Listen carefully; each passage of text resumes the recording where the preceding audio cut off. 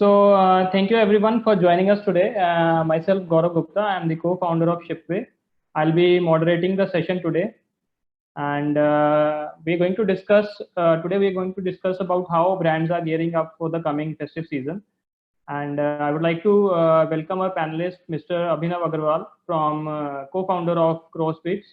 Crossbeats is an Indian brand creating futuristic series of smart gadgets that truly understand the new young Indians' lifestyle. And we have Mr. Apoor Misal from Fool, and he is heading the sales and marketing at Fool, and he is a founding member. And a Fool is a social impact startup that converts a floral waste into consumer products like charcoal-free incense sticks. A very warm welcome to both of you. With this, let us start the session. So I'll start with the question like about the journey, like how it actually started, and if you can give us a little brief about your journey, what has actually the journey has been till now. And I'll start with Abhinav. Thanks, Gaurav, and hey, Apurv and everyone. It's good to be here. So, Crossbeats, I mean, I know many of you know, but people who don't know, right? So, the Crossbeats brand was started in 2015, and the idea of Crossbeats was very simple. Back in 2015, as a consumer technology company, there were not that many brands in India that was offering sort of consumer technological products that catered to the Indian mindset, right? If you think about it, and if you look back, growing up uh, as an Indian, I mean, I've received my Sony Walkman, for those of you who remember, back in 1995, and when actually it was launched in the Western world, probably in 1972, right? So we always were treated as the second citizens when it came to consumer technology. And we wanted to change that. We wanted to provide Indian consumers an access to all these products right now with access to global standards. And that's how the entire journey for Crossbeat started. And since 2015, we have been fulfilling promises on what we had started off. And today is where we are based on consumer preferences and consumer having chosen our products. So it's been an exciting journey since 2015, and mostly uh, evolving from an audio brand to where we are in terms of a consumer technological brand. All right, great. So it's nice to hear that. So I would like to understand more from like Apurv also, like how it all started and what has been the growth so far. Yeah, so Fool was started off with a very simple objective. We wanted to provide a sustainable solution to the monumental temple waste problem in the country. The whole idea was that rather than these flowers being dumped in the river, would we actually make something out of it and offset that waste? So that was how Fool was started. And after a lot of experiments, we figured incense, from flowers to incense, could really be could be the best way to go about it. So that was how Fool started off. We started selling our products online since March 2019, and 2.5 years down the line, we've really seen good growth. We've seen a lot of customers who have accepted our story and also given our products the kind of recognition that they deserve because of our promise of organic, our promise of handcrafting these products, so on and so forth. So yeah, that's been the story so far, and we've been so typically incense is an FMCG product. We couldn't really compete with those guys because of their supply chain efficiency, so on and so forth. We figured online would be the best way to directly take our story to our consumers, and that's why online first approach has been the pillar on which we've grown, and that's how we would want to keep growing as well. Nice. And it's indeed a great initiative, and you guys are doing a really great job on that.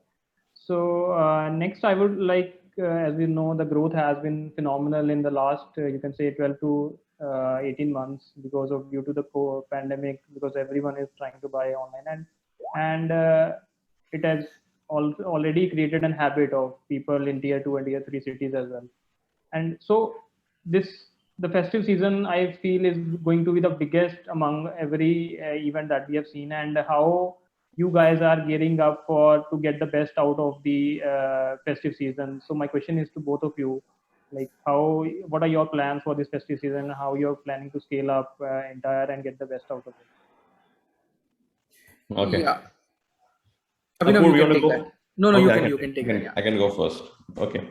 See, the growth in the D2C space, especially with COVID, pre-pandemic, festive season has always been one of the key enablers for where people look forward to it, right? I mean, if you look at the buying patterns, the shopping behavior, especially for a lot of us, it usually happens around the festive season, be it gifting, be it for self-purchase, or be it even in terms of how people look at the consumption. A lot of consumption comes around the festive season.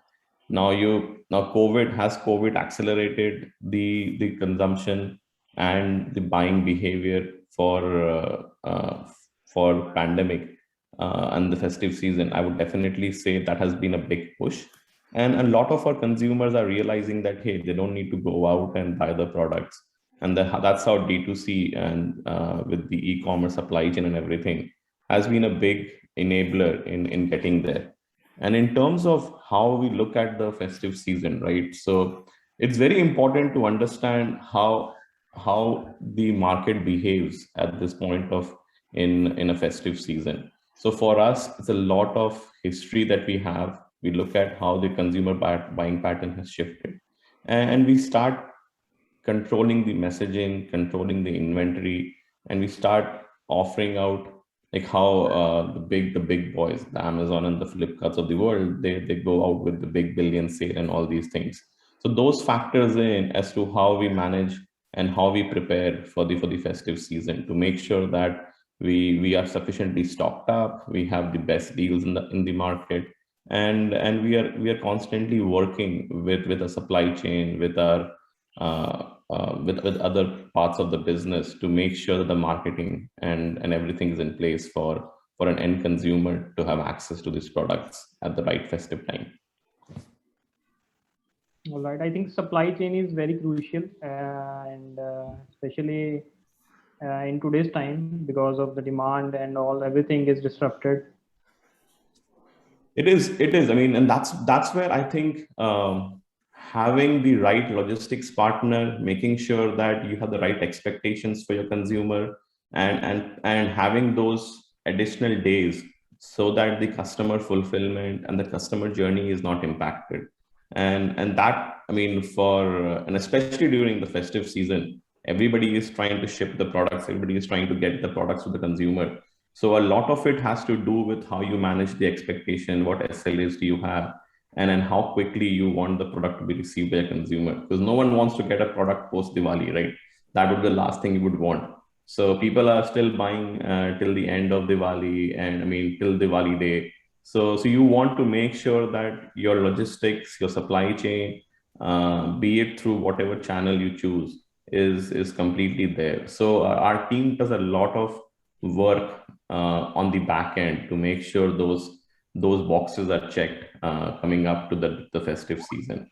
But as I said, I mean, festive season is a major driver of growth for a lot of brands, especially for us. And the team looks forward to it because we do a lot of new launches at that point in time. We also offer the best prices. So again, as I said, as an end consumer, it is probably one of the best times when we see a robust increase in demand. So over to you, Apoorv. Yeah, I mean, very similar thoughts as Abhinav said. For Fool, festive season is the biggest season, to be very honest, because our products have a very gifting kind of fitment for Diwali. And I remember the first Diwali that we did, we really didn't expect the kind of response that we were getting. And last year as well, what happened was that we sort of ran out of stock 5 days prior. So this time, at least, we've decided to stock out as much as we can. We are okay having a little bit of inventory left, but it's not okay to not have inventory in those last peak 4 or 5 days when people really want those orders. Again, supply chain is the most important aspect, is what we also feel. Ensuring you have your communication channels, etc., checked, you have all of the systems in place. Most importantly, you need to have all of those expectations communicated internally to your team as well, because as Abhinav said, nobody wants a product post Diwali. Apart from that, we've also done a lot of custom packaging, etc., for Diwali itself. So while the regular products that we sell will be there on the website, the focus will entirely shift on to a new range of products, which would be specifically designed and live on the website only for the 45 days prior to Diwali. So we are hoping that, that also gives us a lot of traction. And we are also hoping that this time the website can serve as a gateway for B2B clients. We are trying to see if B2B gifting can also be done through the website. We are just sort of trying to put an infrastructure in place for that as well. Okay, that's nice. So my next question is for Abhinav. Like, how do you actually view the competition? Because your product is in a very competitive landscape, and what things do you do in order to stay ahead of the game? That's a good question, Gaurav, right? I mean, if you look at the consumer tech space, it's a very crowded space. So if it's crowded, it means that there is a big demand for the products, right? So it's a good thing that there is a crowd, because you realize that, hey, what you are doing is actually has a demand for your products, right? And if you look at Crossbeats, right? I mean, we have made what we call a specific category for us in terms of how we market, whom we target, and which space we are playing in, right? So we realize that, hey, there are the boats and the Petrons and the Xiaomis and the Redmis of the world, and on the other spectrum you have the Apple and the Samsung and the Sonys of the world, but there is no one that is playing in between. So, and that is the space we have created a niche in. So if you look at our price points that we offer, right, and the type of products we design around, that is mostly catered to the upcoming millennials, people who have enough disposable income, and people who aspire to own an Apple or a Samsung products. And that is how, I mean, our strategy has always been that, hey, we want to cater to the upcoming middle class. I mean, between higher propensity for Indian brands and people who are not willing, or who are willing to spend upwards of four grand on a product. And that is how we, and plus our messaging, our targeting, our branding has always been around that. So based on those parameters, we have specifically positioned ourselves in the mid-premium segment. So that, because of the width, the market is so broad. If you look at the entire consumer tech market, it's close to a $2 billion market right now in India, right? So there is the width and the depth in the market is so much that you can choose to play across the entire bandwidth, or you can choose to dice yourself and position yourself across a certain segment of the market.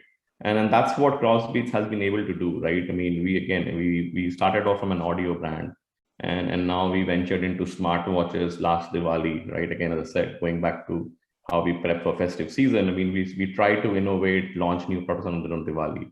And slowly we are building the company into a consumer tech brand of choice for the millennials and the Gen Zs, and anyone who's looking to buy a reliable consumer tech product.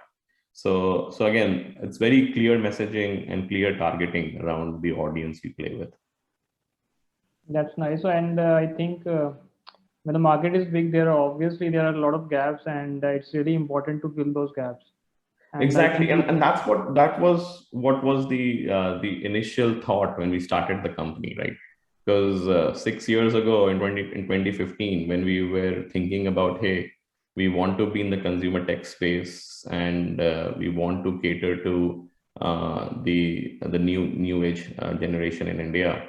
So that's the space we wanted to position ourselves in, because with the width that we saw in the market, we said, hey, there is no one in this white space, and that's a good position to put ourselves in.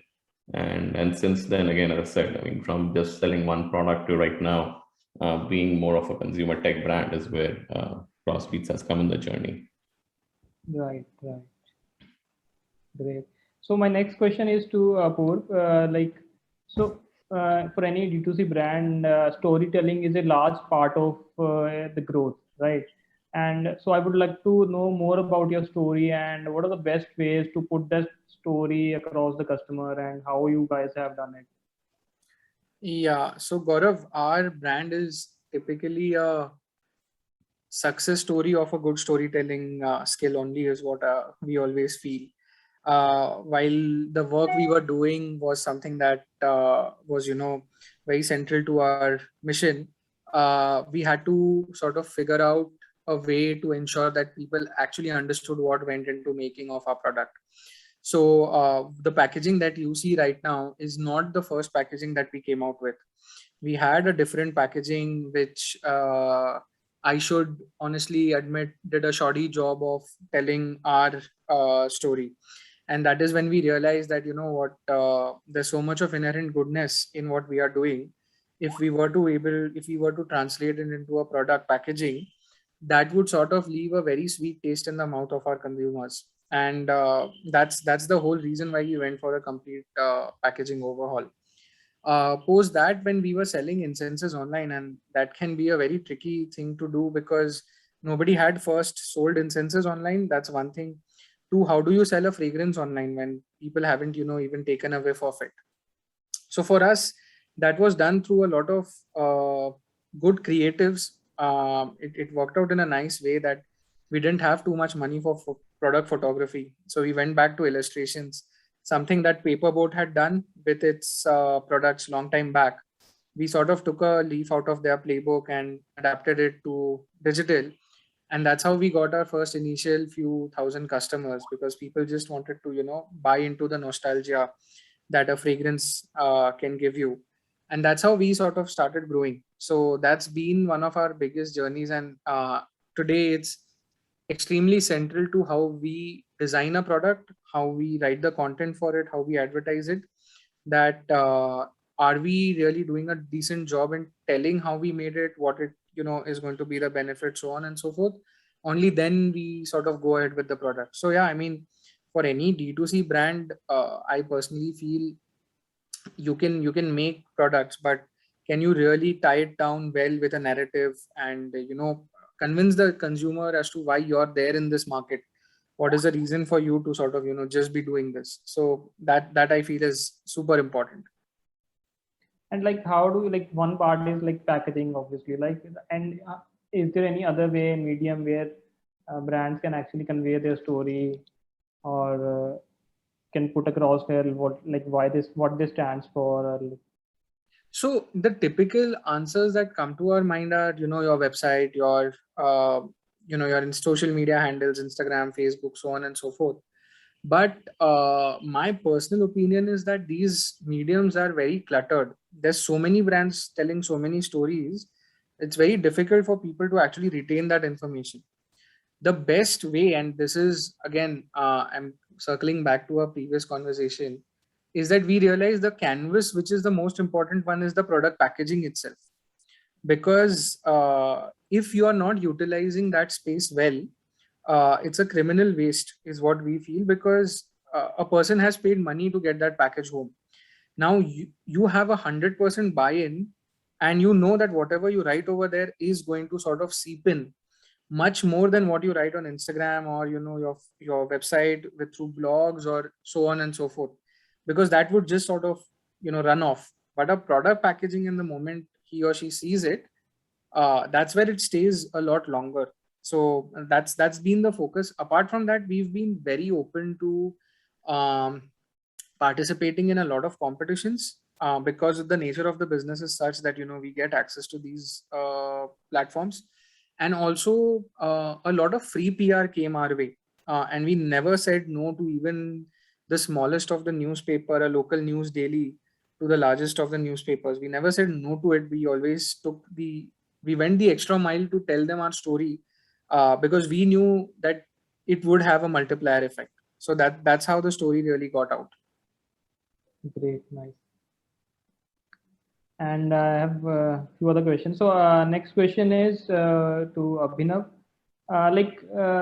So in a gadget brand, so launching your product line is very important, and timing, actually timing them correctly is also a part of the plan, I guess.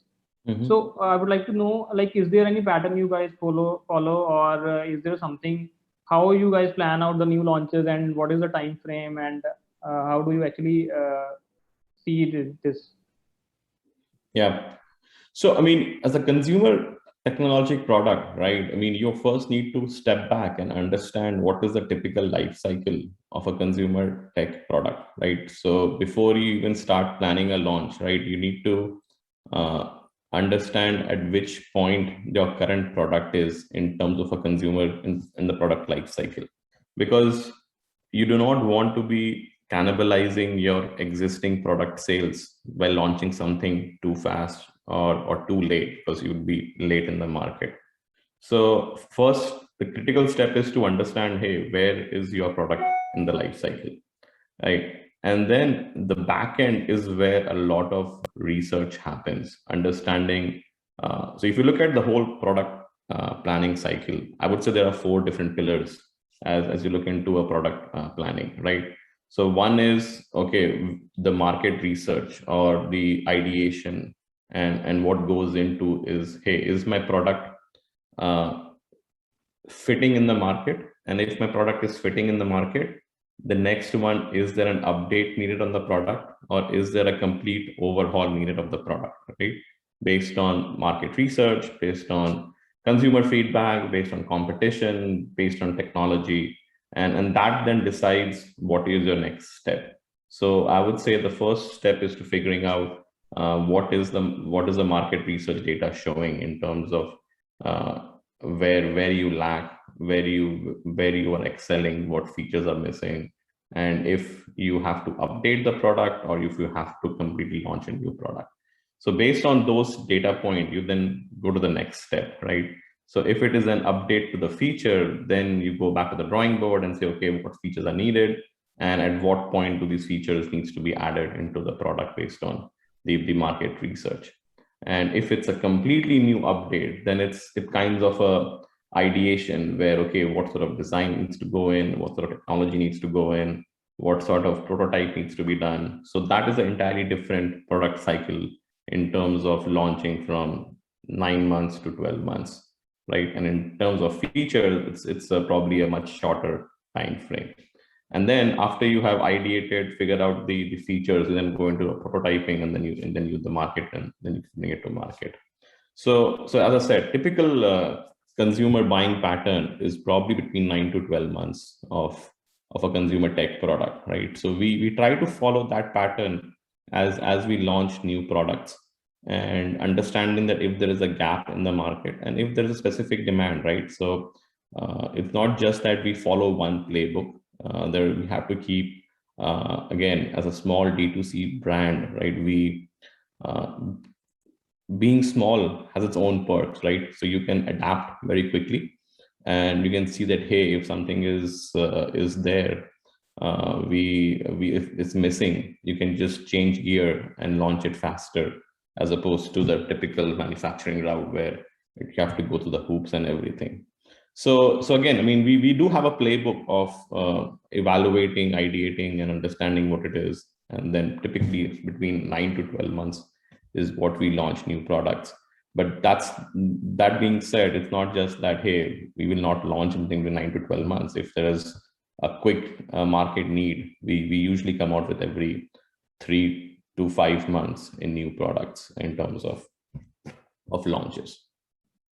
All right. I think that's quite insightful, and it really helps us understand as a consumer like what exactly actually goes into making of the products. Yeah, so it's a lot of market research, because that's where, because you may have the best product in the market, but if there is no one buying it, that product is useless, right? So everything has to start with the consumer in mind, and that has always been our approach. Hey, putting the consumer first, making sure that the consumer is actually there, and there's a need for a product, right? So if there is no need, you cannot sell it. That's the whole idea. Right. Exactly. All right. So my next question is like to Apoor, building trust among customers is very important, as we all know, right? And so, what are the strategies that have worked in your favor in gaining the customer's trust? One is like obviously the packaging. So, Apoor, you're on mute. Yeah, sorry. So when we started off initially, the major question mark people had was with respect to deliveries. What really happens is that when you're a new age D2C brand, you've just sort of started. There's not enough reviews to go by. There's not enough traction on your Instagram account or Facebook account. There's not too many people who know about you. People have this sort of a doubt whether my products are going to reach me or not. And this I'm talking about 2019. Maybe things are a little better now. But then our initial struggle was, people used to call us such, okay, product hame milega, nahi milega. So it started off from there, to be very honest. And that's where we ensured that, rather than working with aggregators, we sort of tied up directly with courier partners and made sure that every aspect of our product journey, right from order confirmation to order shipment to the progress of the order, all of those communications started going out. Another major trust building, which in my opinion was sort of extremely mandatory, was putting up the tracking page on our website itself. What happens is that because of Amazon and Flipkart, people are used to checking where their packages are. This is a very common consumer trait, and even if it's a small business, they want to have that transparency on that bit as well. So putting that thing up on the website saved us immense amount of customer care time, immense amount of effort in convincing people that we really shipped products. Apart from that, then the trust part of it for our product comes in through customer reviews, wherein we really take efforts in reaching out to the customers and saying that if you've liked the product, if you haven't, whatever it is, if you could just put up a review. It works both ways for our website as well as Amazon. Apart from that, what we've sort of gone ahead and done is that our products are sort of, nobody's really taking efforts to sell incense online. But the harsh truth is that nobody is also taking any efforts in making it truly organic, or putting in efforts in making the product better, which we already have. So we've gone ahead and gotten some certifications, taking a leaf out of the tech playbook, wherein they get their certifications or their rating scores, so on and so forth. We've gotten some certifications which assess our supply chain, right from the first ingredient to the last product or ingredient that goes into the product. We've gotten it certified for organic.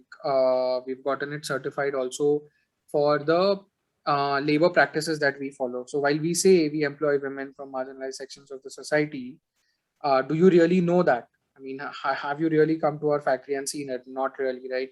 So we wanted to get that piece out as well and be as transparent as we could with whatever we were doing. So that sort of has really helped us get a lot of trust. Apart from that, on Instagram, we are super active. There's not a single message that goes unanswered. We avoid delays as much as we can. I think it's really these small little things which build trust, rather than you doing like major big bang measures. On an everyday basis, how are you interacting with the customers, and the recency of your posting on, say, social media platforms. That also sort of helps people say that okay, this brand is doing something every single day, and they want to still be invested and read about what you guys are doing. All right. So I think I remember I end up buying from Pool this Holi. So I was trying to search Gulal, and I found all the certification, and that is I also kind of inclined towards after seeing all the certification and all. So that actually worked. All right. And so my next question is to Abhinav. In your journey, like I'm sure we all have made a lot of mistakes, and so throughout the journey, like what are some of the mistakes I think you can share, which a new age D2C brand can avoid, or people who can avoid some of the mistakes? If you can share some insights from your journey. Yep, definitely. As a founder, right? When you start up, right? You are always in constant challenge, right? So if you think of how businesses start up, right? You are fighting against the tide, right? They say that hey, 99% of startups usually fail after 1 year, right? So that's statistics, right? So you are fighting the statistics when you start out. So I think a lot of that has to come with your conviction, with your belief that hey, no matter what, we will give it a try, right? So when we started Crossbeats, right? So we of course we made a lot of mistakes in terms of okay, how although you plan that hey, I want to target this segment, I want to target this market, I want to target this channel, but then you realize that oh, no one told me about this, right? And there's a lot of things that happened. I mean, especially when we were starting out, right? I mean, clear cut example is right when you start off. We started off as a proprietary fund, right? So that was a clearly because no one had an understanding it. Hey, how is the business should be structured, right? It was that hey, I have an idea, let's run with it, right? I have limited funds. Okay, let's start up a proprietorship fund. Was it a mistake? I would say yes, because again, getting those things checked off the box in the right place in the first time of the business is very important. And I think that's where reaching out to people who have done that, right, who have been there, finding a mentor is very important to avoid these mistakes as you start scaling up, as you start growing, right? Because there is no need to reinvent the wheel when it comes to starting a new venture, right? When we were launching products, right? I mean, understanding that market research and going about that, hey, is there a product fit and all that is important. Because as for us, it was more like, hey, I have an idea, I want to start it, but where do I go about doing it? So those small mistakes, right? And then again, going through choosing a logistics provider, okay, not doing enough research on the logistics provider, and not ensuring that customer delivery, speed to delivery, and all those things are important. So it's not a major mistake, but what we feel is that, hey, these small starts adding up in certain point in time, right? Making sure that you have the right customer support team, making sure that you have the right infrastructure to support the business. Because as the brand, you are more focused on, okay, your marketing efforts, your product development, but these small other areas which gets neglected are part of things which you probably could have avoided as you have, if you go through finding the right mentor, finding the right or talking to the right people at the start of the business, and those things can be avoided. So now that where we are, right? So these things we have learned across the journey. So I think that is a very critical part as you start from a startup, and those mistakes, there's no need to reinvent the wheel. Just go find a mentor, reach out to people who have done that, and they'll be more than happy to guide you in your journey. Definitely, and I think you have very wonderfully captured it. And I also second this thought, like you should have a mentor, and Yep. you can, and there's no harm in actually asking for help, which I think most of the people are not really comfortable with. Yeah, that's what I mean. See, people, as I said, you are fighting. I think it's a perfect quote from this guy, Elon Musk, right? So I'm not sure how many people right now are aware. We give baby showers, right, to people who are getting kids, first time kids.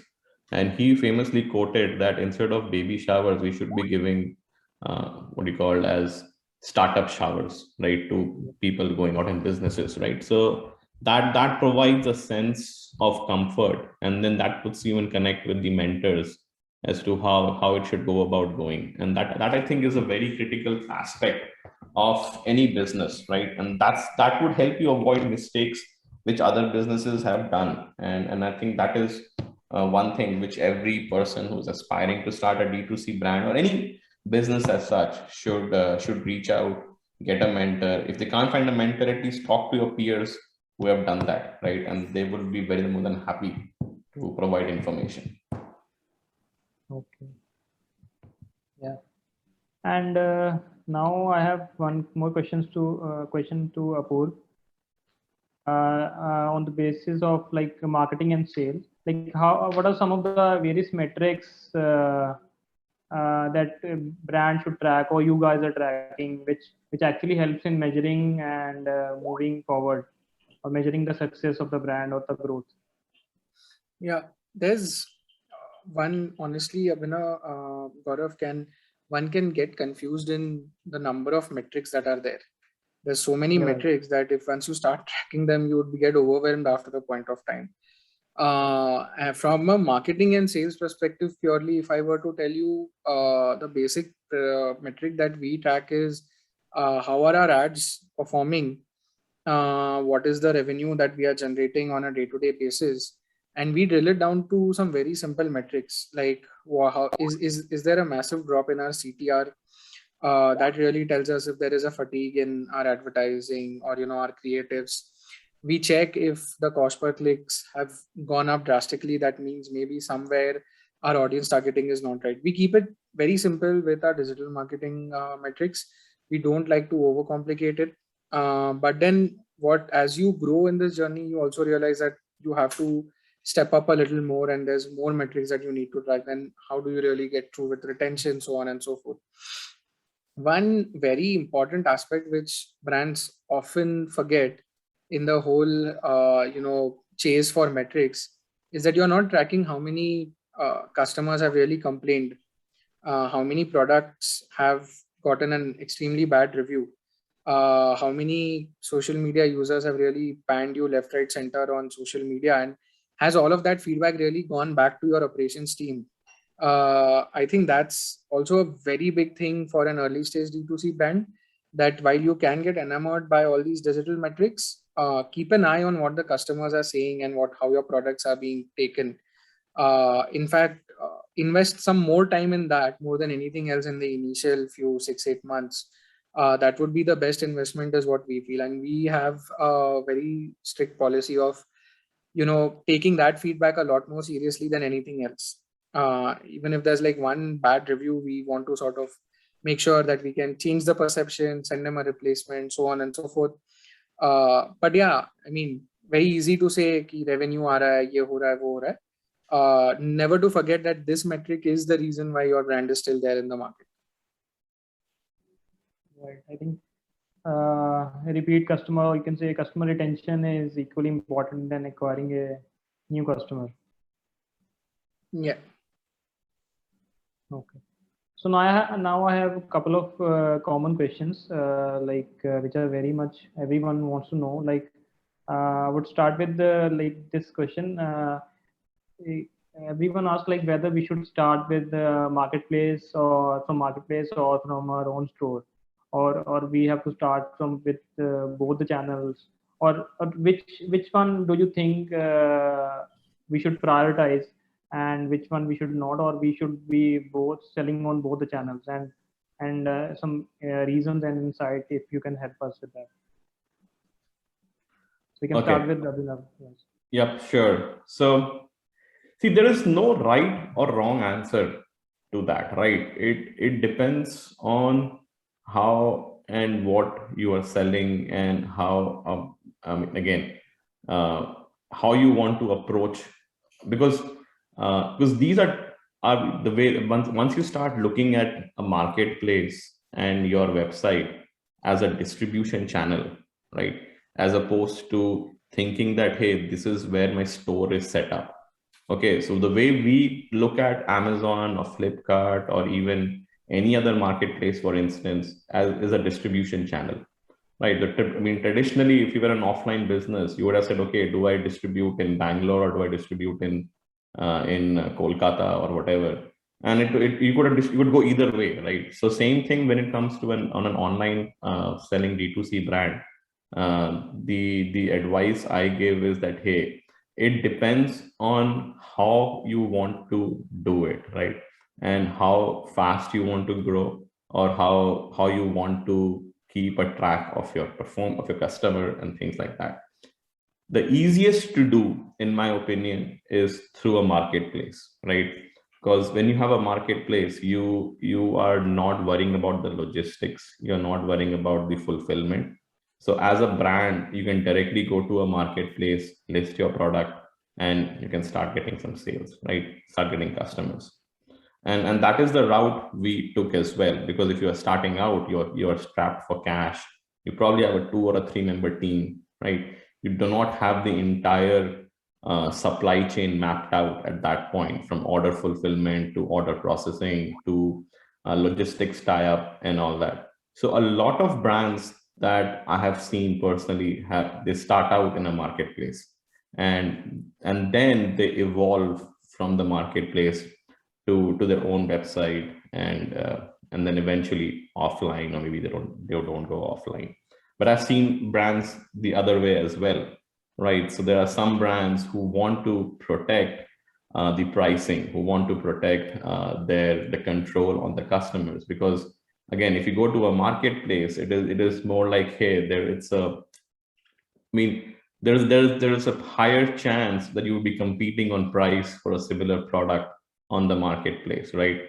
And then you are diluting your brand proposition at a certain point, and you don't want to have that impact. So if you are a brand that is, hey, I do not want to go that route, I've seen brands that start off purely on their own marketplace, on their own store. And then if later they realize, they'll probably have a few SKUs on certain marketplaces, just so that they have the distribution in different places.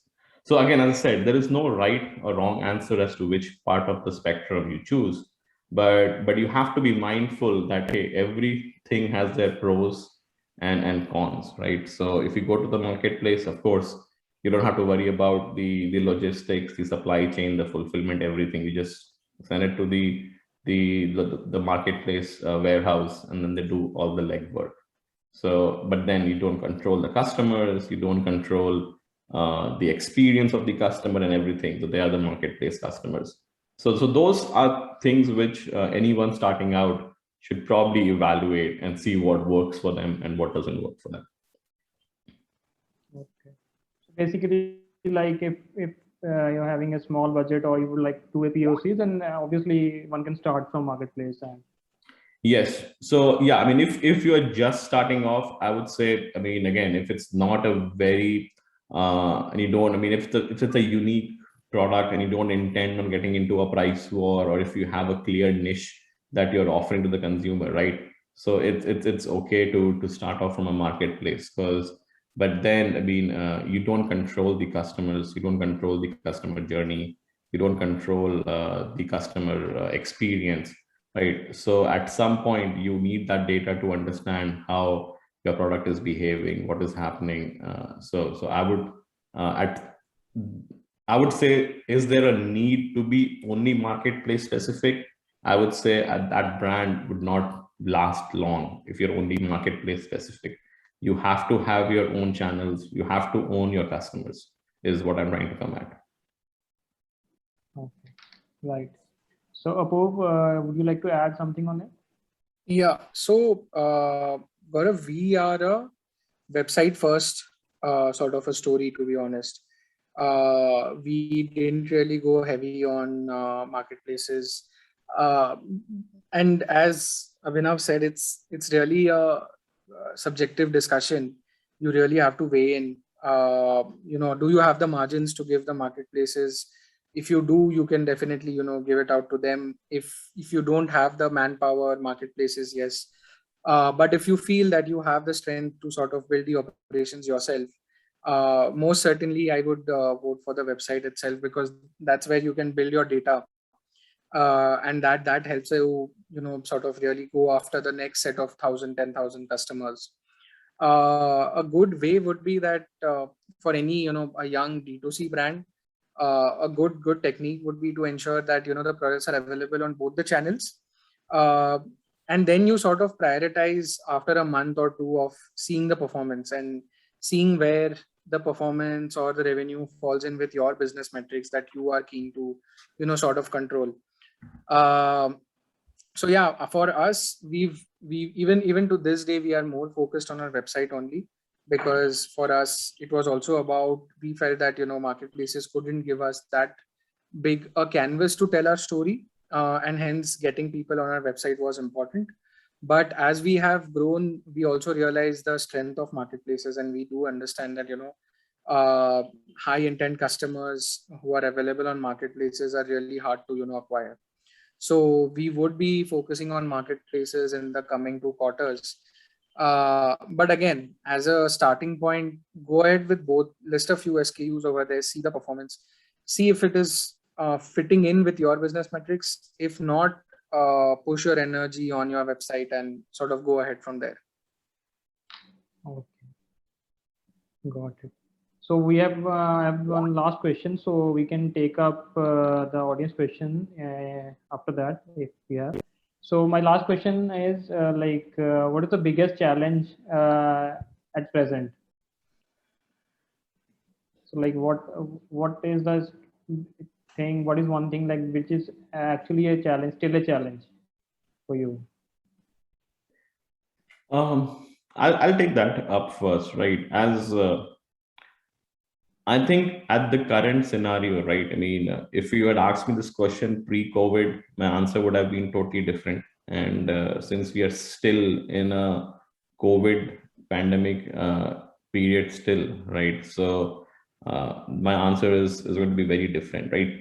So when you look at things, right, there are things that you can control and things you cannot control, right? With COVID, supply chain is one aspect of the business which we feel has a lot of uncertainty around what is going to happen. I mean, again, with when we were in Holi, right, everything was going fine. Then second wave hit, and everything was a complete stop in terms of shipping, supply chain, and everything, right? So that uncertainty in the business is something which no business owner would want to do in any part, right?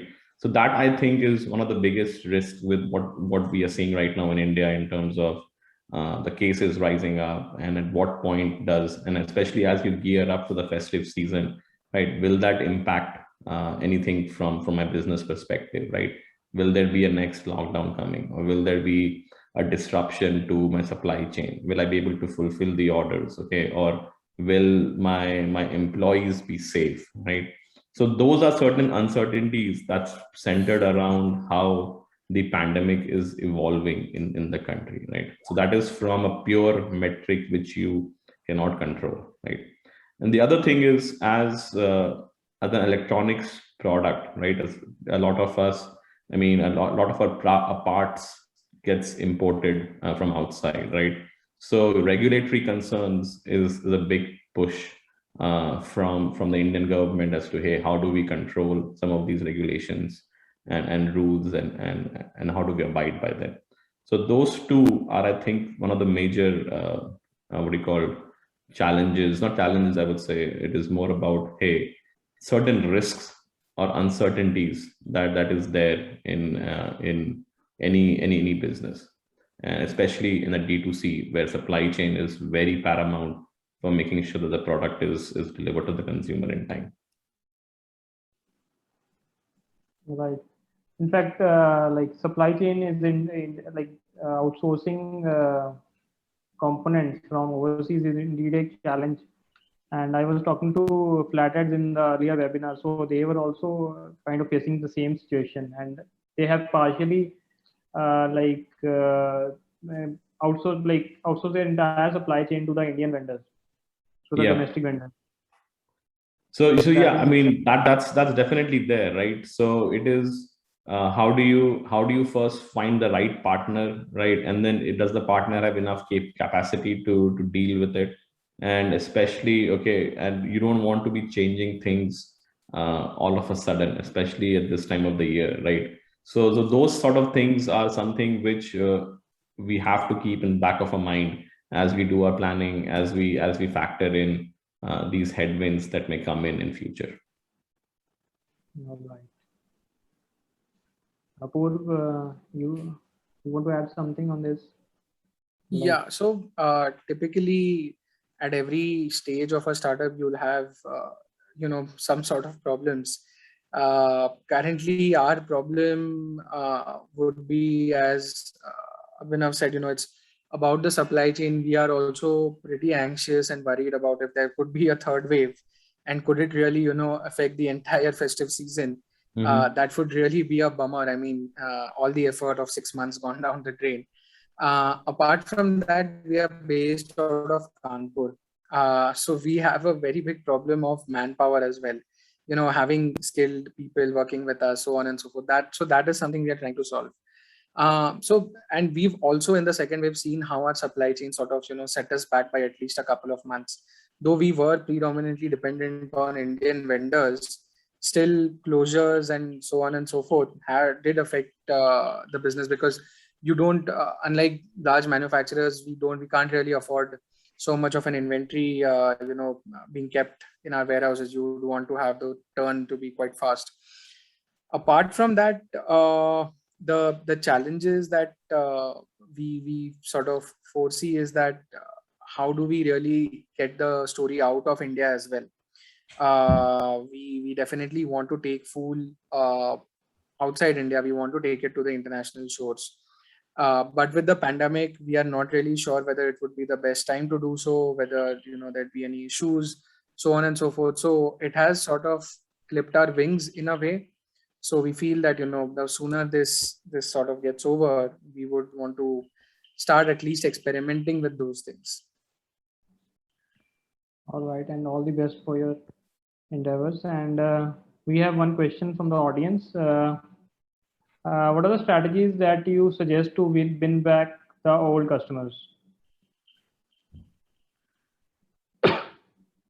I can take that, right? So there is not just one strategy that will work for us that may work for food, right? It is not that there is one magic bullet that you adopt and you can win back the customer, right?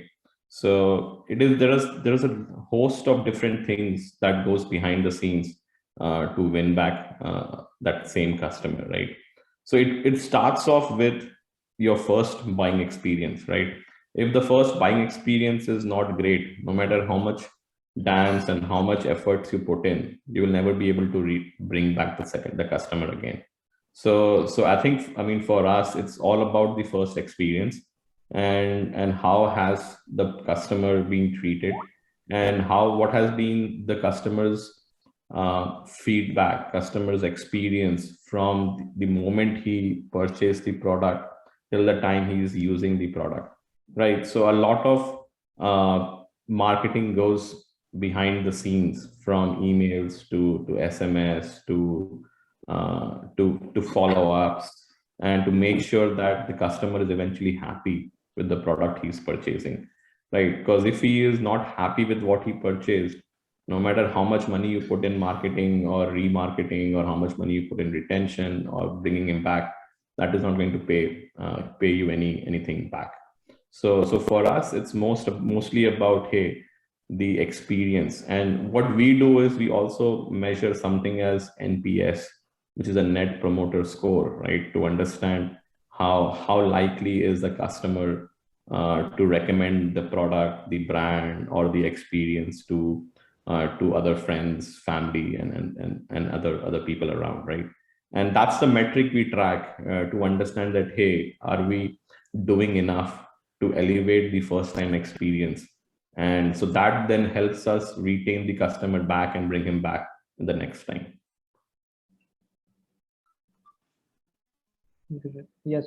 So I also feel like customer satisfaction is really important, and everyone should have some measures on the basis of measuring like how on some scale or like NPS or CSAT or something like that. So that actually gives you the picture and a score to which you can as an organization you can try to improve. Yes. So Apurv, anything you would like to add? No, very similar thoughts as Abhinav. Your customer retention starts even before you have acquired him or her.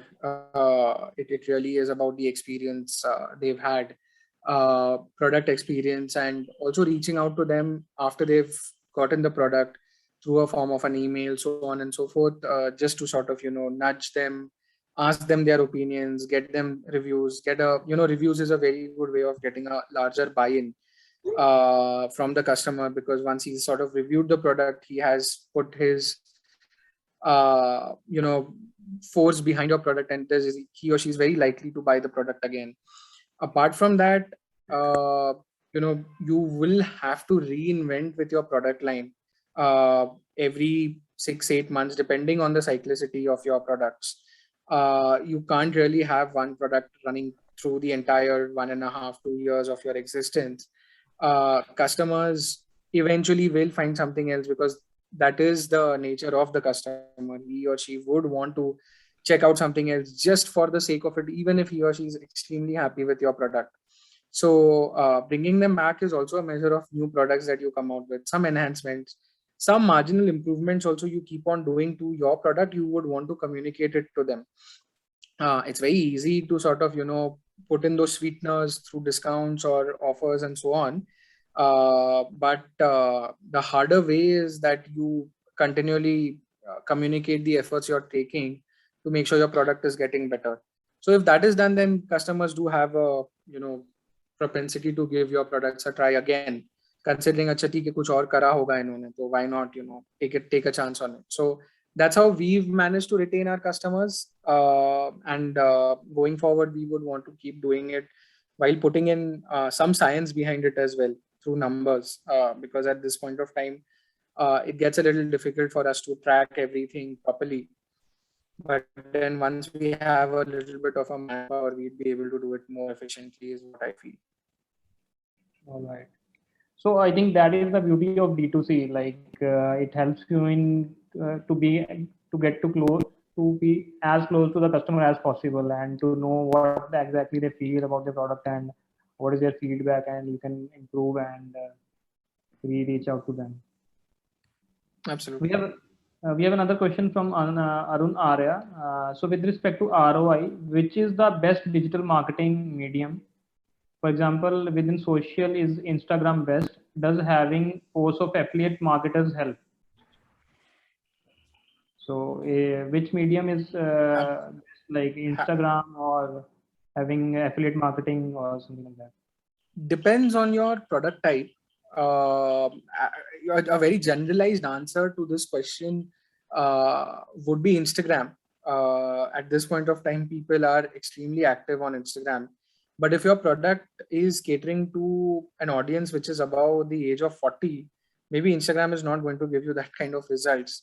It really depends on your product type and what your demographic is and where the demographic is. But a general assumption on any startup, I feel Instagram would really work well in any case. Facebook and Instagram together. Apart from that, you would want to make sure that you are there on Google search. That's the cheapest way for people who are finding your brand. Even if you've got very good SEO efforts, you'd still want to build extra amount of money on your brand keywords so that there's no lag for the customer to find you. With respect to affiliate, it's really a tricky question. It takes some time for affiliates to show results, and if you have that kind of patience, then definitely you can go ahead with the affiliate program, have a lot of people working with you. But then again, it's a measure of your patience as well.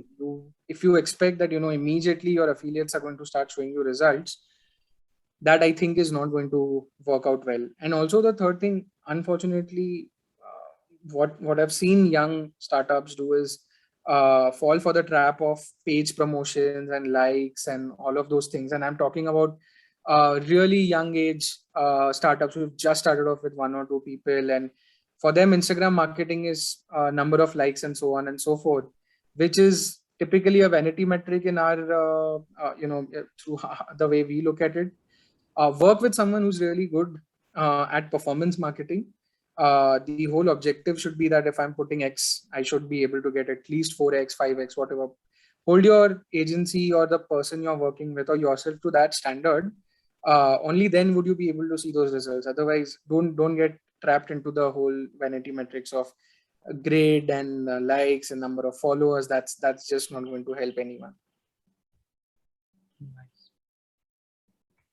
Yeah, I think that's rightly put, Apoorv, right? Likes and followers will only cut it so much, right? At the end of the day, it's revenue that counts on your website. And I think a lot of the startups, a lot of the new pages fall on the trap that, hey, I have so many likes, I have so many followers, maybe it's a good thing. As long as you can't monetize it, at the end of the day, it is money down the drain. And rightly said on that.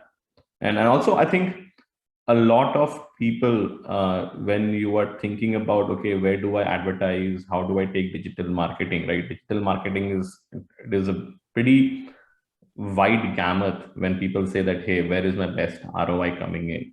And then to your point, for some brands, the best ROI may come on Instagram. For some, it may come on what you call Google ads, or for some, it may come on even YouTube ads, right? So a lot of it has to depend on what you are trying to achieve. Where is your audience hanging out the most is the critical question you need to ask, right? Hey, I am catering to these set of people. Are they hanging out on Instagram, or are they hanging out on Reddit, for example, right? Or are they hanging out on this particular podcast on Twitch or anywhere else, right? So that is the question you need to first ask yourselves before you spend any money on digital marketing, in terms of, okay, where do I want to put that money in? And understanding your key metrics, especially your customer acquisition cost, right? What is the number you're looking at which you want to make sure that, hey, this is the bare number that I need to keep my business profitable. And having a line of sight on your CAC is very important to understand, hey, is my ROI coming correctly?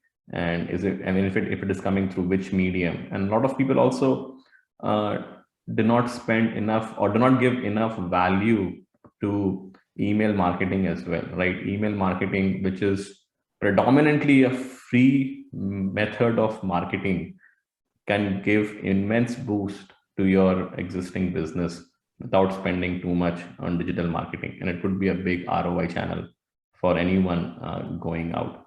We somehow get blinded by these shiny new objects that say, hey, this brand is doing something on Instagram, this brand is doing something on Facebook.